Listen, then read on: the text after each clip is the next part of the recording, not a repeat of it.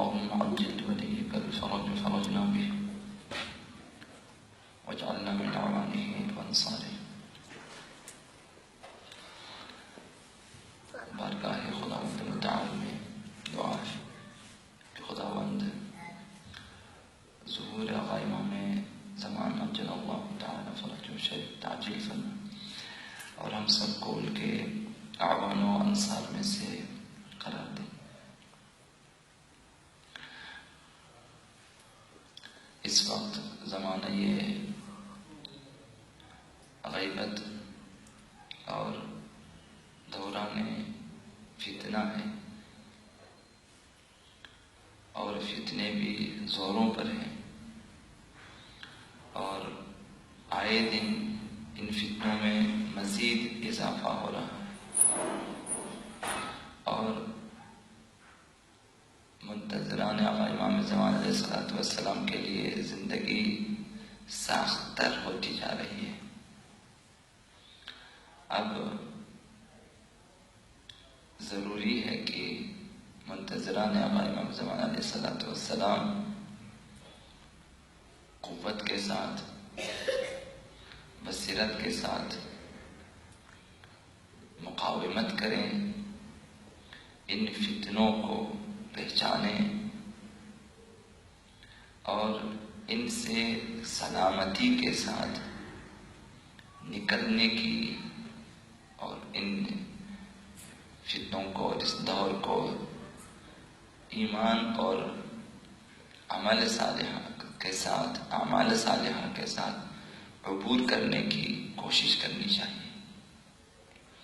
لازم یہ ہے ہمارے لیے اس وقت شدید ضرورت ہے ہمیں دشمن شناسی کی، خصوصاً جو دشمنان وحدویت ہیں، اس کی اشد ضرورت ہے۔ اگر ہم دشمن کی شناخت میں اور دشمن جو منصوبے رکھتے ہیں وحدویت کو اور نظام وحدویت کو ناکام بنانے کے لیے، اگر ہم ان منصوبوں سے آشنا نہ ہو جائیں تو اس وقت ہم سلامتی کے ساتھ جو ہیں اس فتنے کے دور کو جو ہیں ہم اس سے آگے نہیں نکل سکتے، اور ممکن ہے کہ ہم فتنوں کی نظر ہو جائیں۔ جیسا کہ آپ دیکھ رہے ہیں کہ آئے دن بہت سے افراد ان فتنوں کی وجہ سے گمراہ ہو جاتے ہیں، ان کے نظریات بدل جاتے ہیں، اور وہ جن کی روشنی میں واضح طور پہ گمراہ ہو جاتے ہیں، روز روشن کی طرح یہ چیزیں واضح نظر آتی ہیں۔ یہ کس وجہ سے ہے کہ ہمیں اس دور کے فتنوں سے آشنائی نہیں ہے، تو لہذا ہماری کوشش ہونی چاہیے جب ہم پڑھتے ہیں سفیانی کے بارے میں، دجال کے بارے میں، تو وہ بھی ایک فتنہ ہے۔ نزدیک ظہور ایسے فتنے اٹھیں گے ظہور کے نزدیک کے زمانے میں، اور یہ علائم ظہور میں سے ہیں اور علائم حتمی ظہور میں سے، تو اس دور میں بھی فتنے اٹھیں گے، لیکن یہ فتنے اٹھے ہوئے ہیں اس وقت، اور یہی فتنے بڑھیں گے، اور پھر سفیانی کی صورت میں یہ فتنے ظاہر ہوں گے، دجال کی صورت میں ظاہر ہوں گے، اور یہی فتنے ہیں جو آج کل شروع ہے پوری دنیا میں مختلف قسم کے۔ یہ وہی فتنے ہیں، مقامات مقدسہ کی تخریب کاری، انہیں تخریب کرنا، گرانا، مسمار کرنا انہیں، اور جو ہے مقدس ہستیوں کی توہین اور اہانت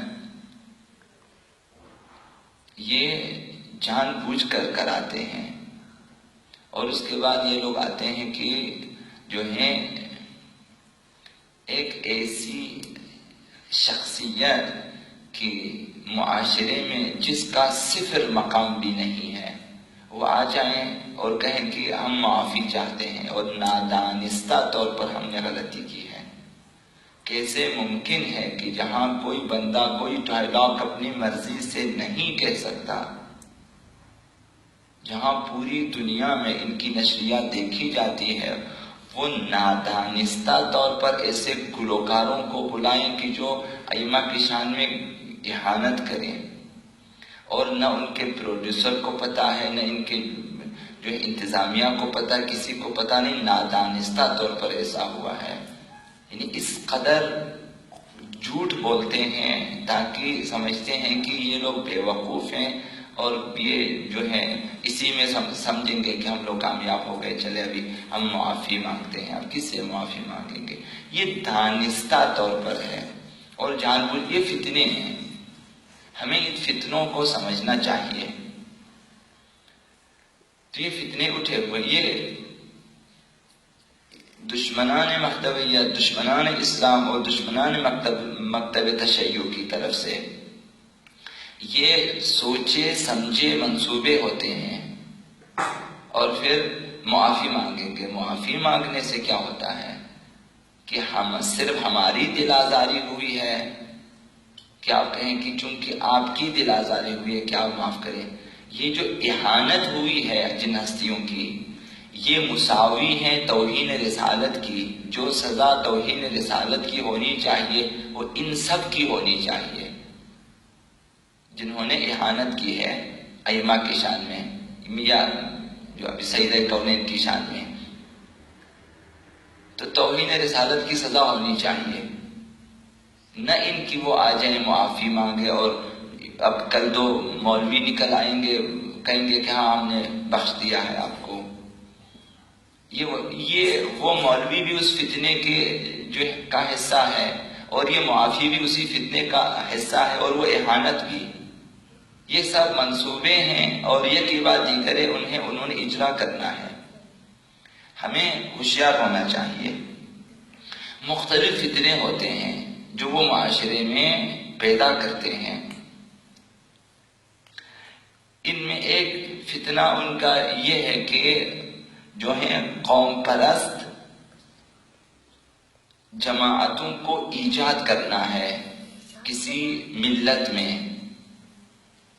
قوم پرست جماعتوں کو جو ہے انہوں نے ہوا دینی ہے کہ ایک گروہ جو مکمل طور پہ قوم پرستی کے لیے اٹھیں، اور وہ بھی شدت پسند۔ اسی طرح ایک گروہ اسی ملت میں انہوں نے انحرافی گروہ ایجاد کرنی ہے۔ تشیع میں مثال کے طور نصیریت کو ایجاد کرنا ہے،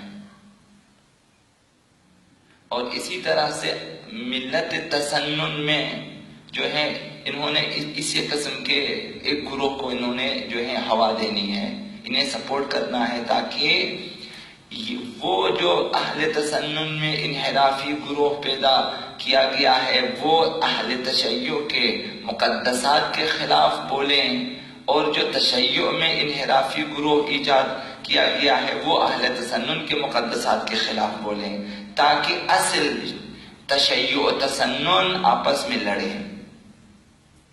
یہ ان کا جو ہے منصوبہ ہوتا ہے۔